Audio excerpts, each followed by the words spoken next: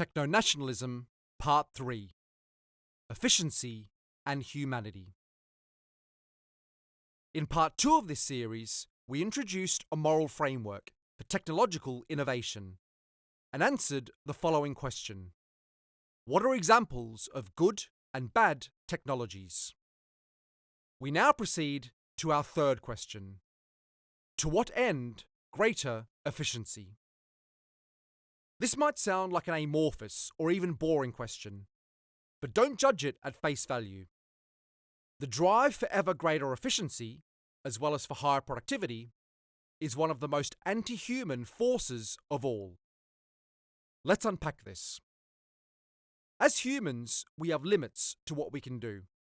We are limited by our biology, by the function of our brains, by our limbs, by our need for sleep, food, shelter, and more. We are prone to making mistakes, to lapses in judgment, to unhelpful biases, and the list goes on and on. In short, we aren't perfect and we aren't optimized for peak performance 24/7, particularly in a work setting. Corporations, on the other hand, who are the work setting for many, have an unlimited appetite for profit. By their very nature, this appetite can never be satiated. There is never enough of it, and they can always make more. Indeed, the goal of every sizable business is to grow their revenues and profit quarter over quarter and year over year. Anything less is considered stagnation and/or failure. So, how does this relate to the drive for greater efficiency? Well, let's answer this by asking a different question. How do corporations generate profit? The answer is by using their resources to produce products or services, which they sell to their customers, be they consumers, businesses, or government, etc. The resources involved in producing these products and services might include financial capital, raw materials, energy, equipment and machinery, technology, intellectual property, and people, aka employees. Now, all of these resources have a cost associated with them. For example, the cost of acquiring or developing technology, maintaining machinery, paying for energy, compensating and managing employees, and more. Each resource can also be utilized with varying degrees of efficiency. For example, if you wanted to improve efficiency, you could borrow capital at a lower interest rate, or buy or develop machinery that requires less maintenance, or strike a long-term contract with an energy provider at a reduced kilowatt per hour rate, or use the technology to streamline operations and cut down on the number of employees you need, etc. By doing these things, you'll be using less resources, or more efficient resources, to deliver the same or better results, which in the end should equal lower costs and higher profits. Greater efficiency, then, is the path to higher profits. This is how they're related. The drive for greater efficiency is also aided by the drive for higher productivity. This is where a business maximizes the output of the resources they have. For example, by getting their machinery to produce 120 widgets per hour instead of 80. Efficiency and productivity work hand in hand. Human factory workers, for example, can be replaced by robots, which will prove a more efficient resource due to their requiring less downtime, demanding zero compensation or benefits, and needing less oversight or management. They will also work more productively by operating at a faster pace and with greater precision.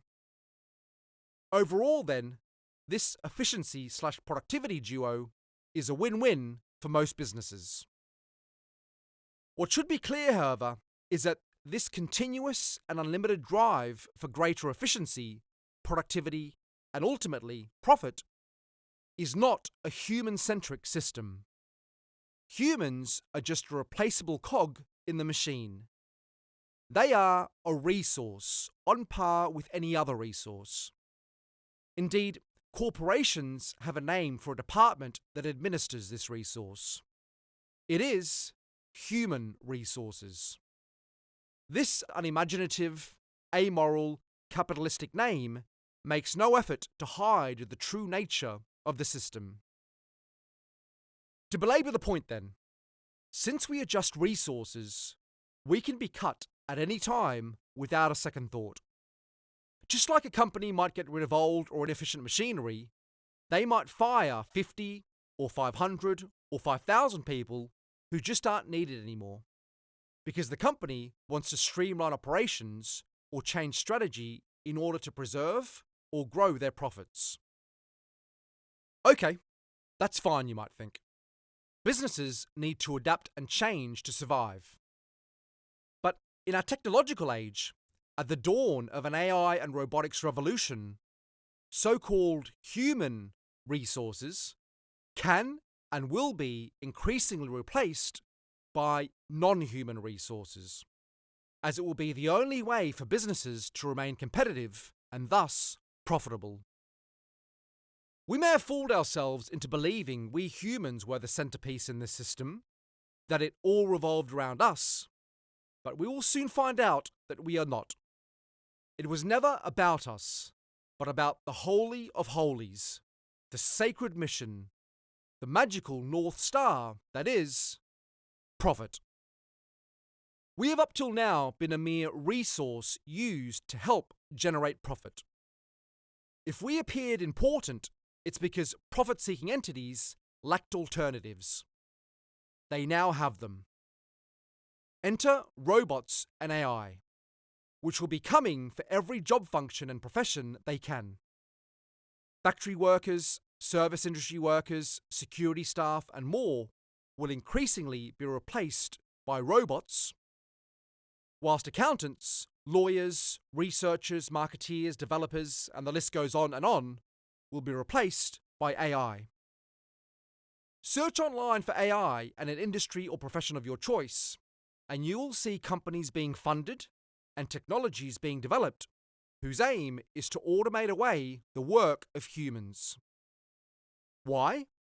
Because they will be able to do the work cheaper, quicker, and better.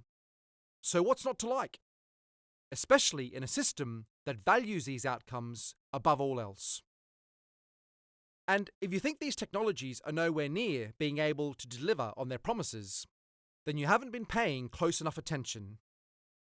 We're at the beginning of an exponential development curve in AI and robotics, and at some point it will go parabolic. And then we cross the point of no return. Moreover, it's not about the humble origins of technology, but about its potential. Compare the first functioning airplane in 1903, which flew for 12 seconds above some sand dunes, to what we have now. Supersonic jets traversing the globe at thousands of miles per hour, and spacecraft flying to other planets. If man was able to achieve these giant leaps in such a short space of time, then there's no reason why he can't do the same with AI and robots. And indeed, much quicker, because of how far ahead we are today, technologically speaking, compared to 120 years ago. So what of humans then? Since we're not efficient or productive enough, at least in comparison to our artificial counterparts, then the pool of work open to us will shrink dramatically, until eventually, perhaps, even the robotics and AI engineers put themselves out of work. What is the point of all this then? Doesn't it seem ludicrous to invent and uphold a system that's designed, in the end, to replace us and make us redundant? Who is this really serving? We're feeding a beast whose hunger for ever greater efficiency and productivity can never be satisfied. Is this really what our society should be focused on and centered around? Are we really unwilling to back ourselves as humans? Or is it right that we step aside so that the forces of efficiency and productivity can continue their cold, relentless, empty, amoral, godless march to whatever lifeless, pointless destination they're heading to? And if we did do this, would we be de facto admitting that we're not what it's about? That we are but temporary bit players on a tiny speck in space, and that our time to leave the stage has come? That's really what this is about. Who we are and what our mission is on Earth and in the universe. If it truly is about us, if we, imperfect as we are, were chosen by God or some universal force to fulfill a grander purpose, then it is obvious we must change course. Or even if this isn't the case, we should do so purely out of self-interest, out of favouring our kind. We need to realise that the drive for ever greater efficiency and productivity is anti-human. It's accelerating us toward a fork in the road for our species. The choice will be whether to reorient our society and our systems to serve us in a positive way, or else to go extinct. What is it to be? Of course, we shouldn't be so blind that we cannot see other possibilities too. Going down the automation path could, ironically, bring the entire system down. For A, it would make redundant all the fake keyboard jobs that exist today, ending the careers of millions upon millions of people who slaved away for years in those jobs, triggering major social upheaval. B, it could eliminate competition in the marketplace because power and market share might concentrate in the hands of a few super powerful AI-run companies, which would become prime targets for any pro-human revolutionary movements. Or C, it might be the opposite, and it could spur potentially millions of largely AI-operated companies that compete with or sell to one another, which would not only be a convoluted mess, but be blatantly ridiculous. We would get a front-row view of how pointless, and to put it bluntly, stupid, the amoral drive for ever greater efficiency and productivity was. At that point, the people, who by then will have seen enough, might just opt to blow up all the servers and start over.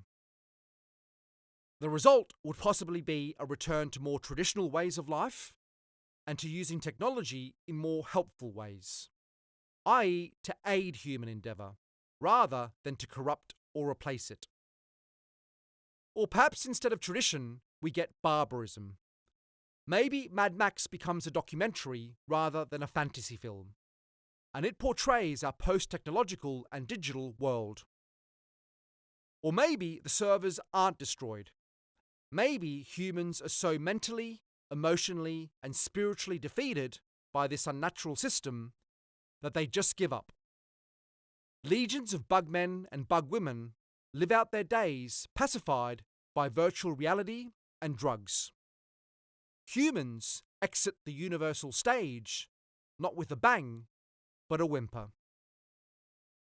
So, to what end greater efficiency? The answer is, to our end, to humanity's end. Closing words. We weren't designed to be hyper-efficient machines. That isn't our purpose here. We have hard limits on what we can do with our bodies and minds, and whilst we have been ingenious in developing ways to get around this, namely through technology, we are now moving beyond the point of it being helpful, to it becoming destructive and suicidal. We have truly forgotten the point of it all. If we're willing, or rather those with the technical know-how are willing, to work towards ending human endeavour, ingenuity and agency, then they have crossed the line to becoming enemies of humanity. Moreover, if you believe we are God's children, they have become enemies of God too. This is thus no longer just business speak of driving efficiency and productivity and growing profits. It is holy war. Of course, if we're content to see ourselves replaced, then perhaps we deserve what we get. But if we're not, then we must not just resist this, but put forth a vision for a better way. A way in which we can coexist with technology, not just today, but in the centuries to come. And so, in part 4 of this series, we will answer the question, what is the way forward?